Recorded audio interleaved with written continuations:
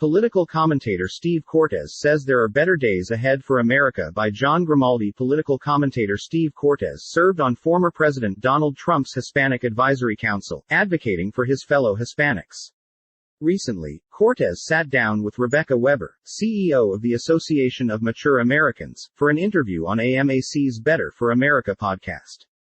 He was a strong communicator who understood very early on what the people wanted in a commander-in-chief, according to Maria Bartiromo of Fox News, and continues to support the country he loves. When Weber brought up the topic of the Bank of America initiative that offers a new zero-down payment mortgage policy exclusively for Black and Hispanic customers, Cortes was quick to call it intrinsically bigoted and an incredible betrayal of American citizens. These are the same citizens who saved banks like Bank of America during the financial crisis back in 2008 and 2009. U.S. taxpayers, between direct capital allocations as well as loans, were put to work on behalf of Bank America to save that institution during that crisis, Cortes stated. Cortes said that instead of a thank you, the bank is telling white Americans to go pound sand because of the color of their skin. The news media didn't see anything wrong. As a proud Hispanic American, I said, what a terrible idea, how overtly discriminatory. If we want to talk about helping first-time home buyers, I'm all for that. But it should be regardless of race, it should be irrespective of your ethnicity. He brought up the tough economy we are in and how it would be a wonderful program for people who have never owned a home, especially young folks who might just be getting married, might just be having children, haven't saved up enough for a down payment. That kind of program would be absolutely fantastic. But once you codify it and put it in a silo based on race or ethnicity, to me that's exactly the opposite of what America wants to be.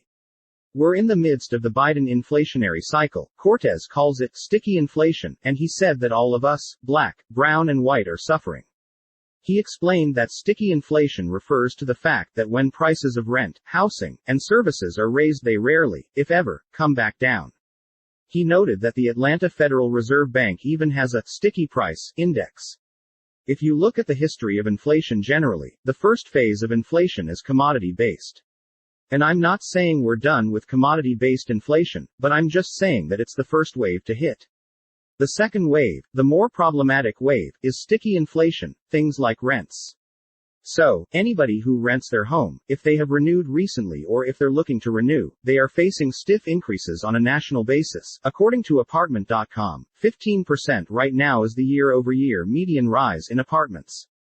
For the first time in American history, the average apartment rent in America is over $2,000 a month. Cortes went on to note that things like veterinary care, medical or health insurance, premium legal fees, accounting fees, all of these services that are really important in our lives, tend to form the stickier part of inflation. That inflation is actually, in my view, now even more problematic. We still have a lot of problems with commodity-based inflation. But that is, to me, the more problematic aspect of Biden's inflation. The Biden administration, including the Federal Reserve, both share blame for this inflation explosion. They lied to the American people all throughout 2021. Fed Chair Jerome Powell, Treasury Secretary Yellen, a lot of folks who should know better and probably did know better, chose to continually tell the American people that this inflation was, quote, transitory. He went on to say that while things are bad in the United States right now, better days are coming and that there are legitimate reasons to be optimistic. Cortes is also incredibly optimistic as he says, I really believe that the patriotic populist movement, what I refer to as the America First movement, is still a very young political movement.